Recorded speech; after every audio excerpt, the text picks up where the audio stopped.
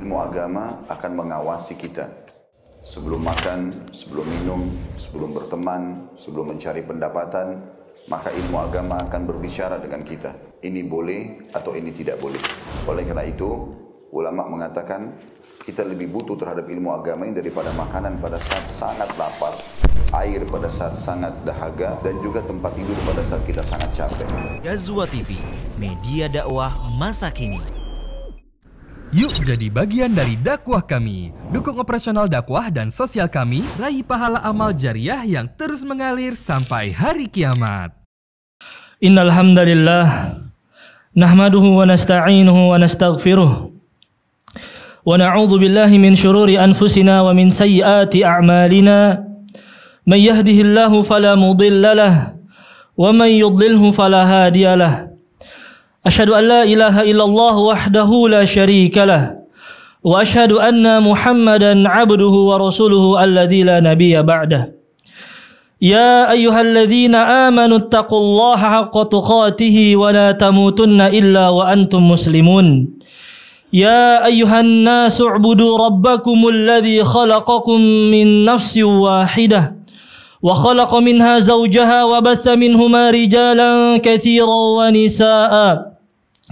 Wattaqullaha alladzi tasaaluna bihi wal arham innallaha kana 'alaikum raqiba. Fa inna asdaqal hadithi kitabullah wa khairul huda huda Muhammadin sallallahu alaihi wasallam.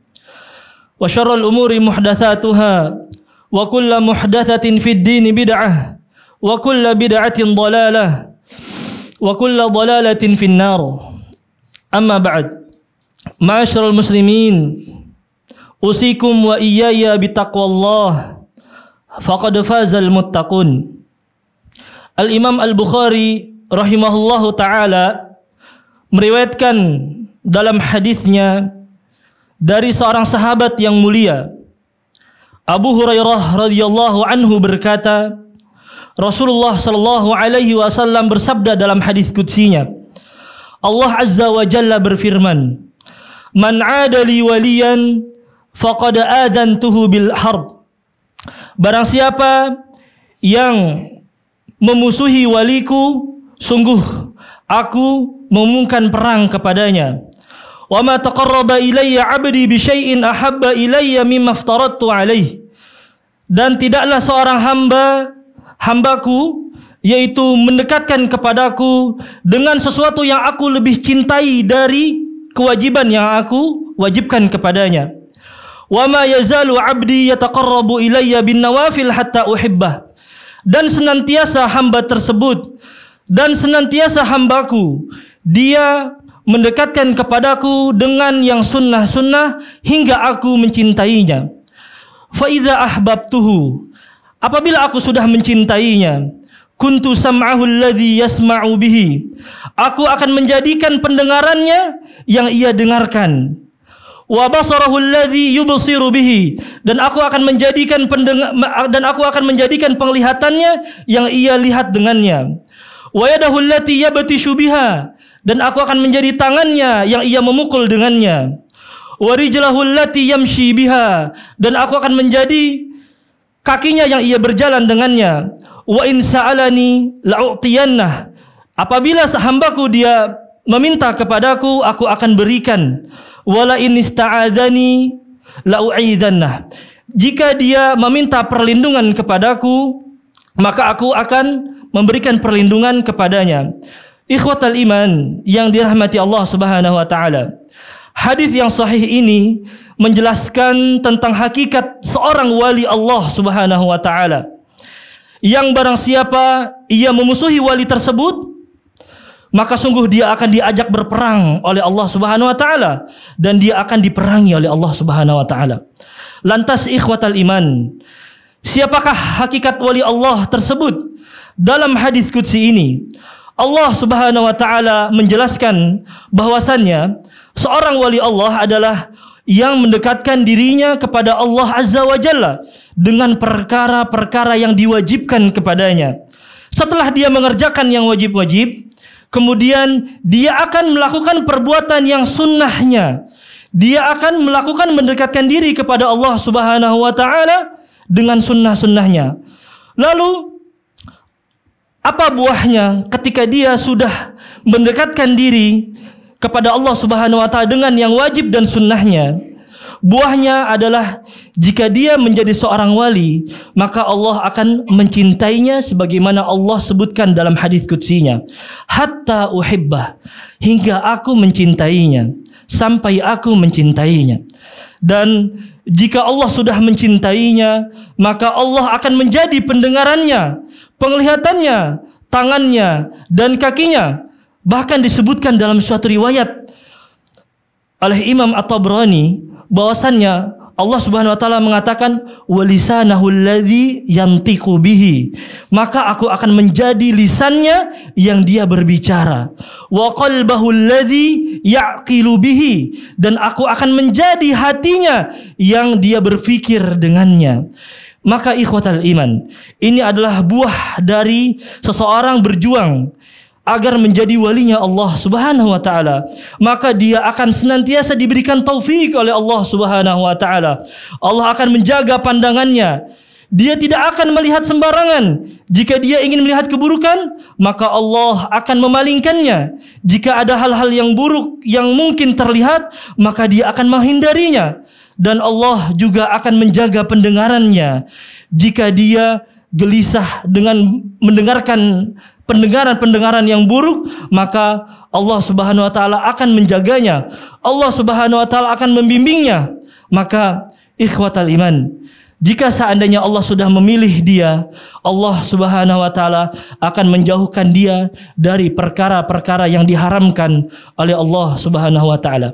Oleh karenanya, berapa banyak kita dengarkan kisah dari para salaf terdahulu, ya, tatkala mereka ada yang sakit, mengharuskan kakinya itu diamputasi, dan tatkala kakinya itu diamputasi, maka dia akan berkata, demi Allah, kaki ini aku tidak pernah gunakan semasa hidupku melangkah menuju kemaksiatan kepada Allah Subhanahu wa taala. Demikian juga tatkala dia hendak berbicara, lisannya diberi taufik oleh Allah Subhanahu wa taala, dibimbing oleh Allah Subhanahu wa taala, maka dia tidak sembarangan berbicara, dia akan memilih kata-kata yang penuh diridhoi oleh Allah Subhanahu wa taala. Maka ikhwatal iman yang dirahmati Allah Subhanahu wa taala, bukanlah maksud dari hadis tersebut seorang wali Allah yaitu wali yang maksum, yang tidak bersalah sama sekali. Karena kita telah mengetahui bahwasannya al-ismah, kemaksuman itu hanya dimiliki para nabi. Akan tetapi secara umum maksudnya adalah mereka senantiasa, para wali Allah itu melaksanakan ketaatan kepada Allah Subhanahu wa taala. Dia senantiasa menjauhkan dirinya dari segala kemaksiatan yang diharamkan oleh Allah Subhanahu wa taala. Kalau seandainya dia melakukan kesalahan, dia melakukan jatuh kepada perbuatan dosa, maka dia bersegera cepat bertaubat kepada Allah Subhanahu wa taala, dan inilah merupakan ciri-ciri wali Allah Subhanahu wa taala. Dan bukan juga dari hadis ini ikhwatal iman yang dimaksudkan yaitu jika seseorang sudah dicintai oleh Allah, lantas Allah bersatu dengannya, wal iyadzu billah, sebagaimana yang dipahami oleh saudara-saudara kita, yaitu pemahaman hululiyah, al-ittihadiyah, yang sering dikenal dengan wahdatul wujud, bahwasannya Allah Subhanahu wa taala bersatu dengan hambanya, dan ini adalah sebuah kekufuran dan kesyirikan kepada Allah Azza wa Jalla. Akan tetapi maksud dari hadis ini ikhwatal iman, bahwasannya Allah Azza wa Jalla menjadi pendengarnya adalah Allah membimbing pendengarannya. Allah menjadi penglihatannya adalah Allah pembimbing penglihatannya. Maka di dalam riwayat yang lain ikhwatal iman, Allah Azza wa Jalla mengatakan, fabi yasma'u wabi yubsiru, dengan aku dia mendengar, dengan akulah dia melihat.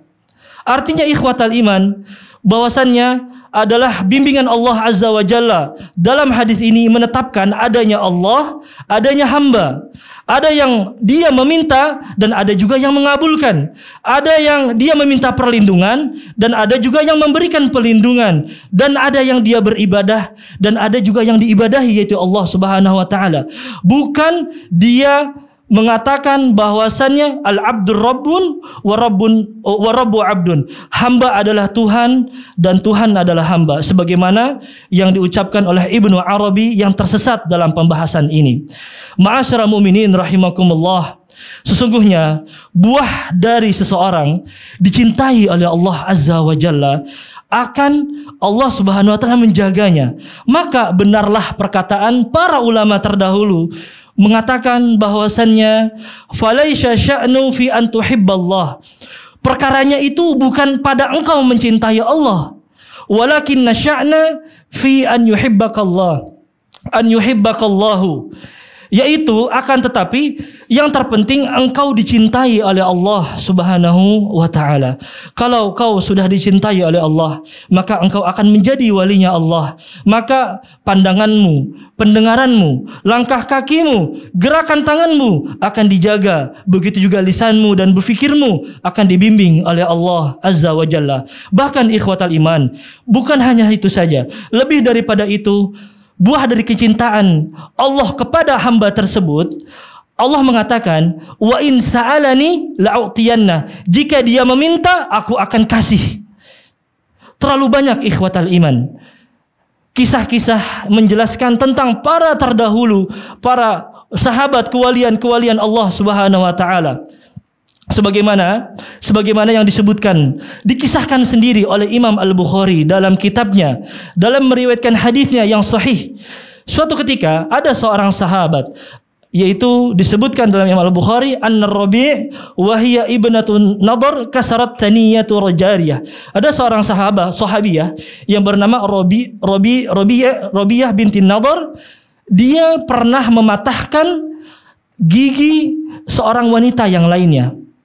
Fatalabul arsya wa talabul afwa fa'abau. Kemudian setelah itu dia datang untuk meminta maaf kepadanya dan meminta arsy kepadanya. Fa'abau. Akan tetapi wanita tersebut itu tidak mau memaafkan. Maka keluarga Rubai' berkata, bagaimana kalau seandainya membayar dia saja diganti rugi? Ternyata ikhwatal iman, keluarga wanita tersebut itu tidak mau menerima ganti rugi tersebut. Kemudian mereka, ketika keluarga tersebut minta maaf, juga dia menolaknya. Fa'atawun Nabi SAW. Akhirnya keluarga tersebut, dia datanglah kepada Nabi SAW. Fa'amarahum biqisas. Kemudian Nabi Muhammad SAW memerintahkan kasus ini untuk qisas saja, untuk dibalas saja. Akhirnya Rasulullah SAW memerintahkan untuk dipatahkan giginya. Maka ada saudara Rabi' binti Nadhr ini mendengar tentang kisah tersebut, yaitu yang bernama Anas bin Nadhr, seorang sahabat yang mulia yang dimana dia juga mati syahid dalam perang Uhud. Lalu dia berkata kepada Rasulullah SAW, ya Rasulullah, atuksaru thaniyatur Rubai'? Ya Rasulullah, apakah giginya itu juga akan dipatahkan? Kemudian Anas bin Nadhr disebut dia bersumpah di hadapan Nabi SAW. La wallahi walladhi ba'athaka bilhaq. Demi Allah, la tuksaru thaniyatuha. Demi Allah ya Nabi, dia tidak akan dipatahkan giginya. Dia tidak akan dipatahkan giginya. Kemudian Nabi Muhammad SAW kaget dengan ucapan Anas bin Nadhr tersebut. Kemudian Nabi mengatakan, ya Anas, kitabullah al-qisas. Ya Anas, di dalam Al-Quran itu hukumnya diqisas. Artinya mereka tidak mau memaafkan dan juga dia tidak mau diganti rugi, ya dia harus diqisas. Akan tetapi Anas bin Rabi' dia mengatakan dia tidak akan dipatahkan di hadapan Nabi SAW sambil bersumpah di hadapan Nabi SAW. Seketika itu, ikhwatal iman yang dirahmati Allah Subhanahu Wa Taala, tiba-tiba keluarga dari wanita tersebut setelah sumpah dia datang di hadapan Nabi SAW. Faradiyal qaum wa afau. Tiba-tiba keluarga tersebut datang dan memaafkannya.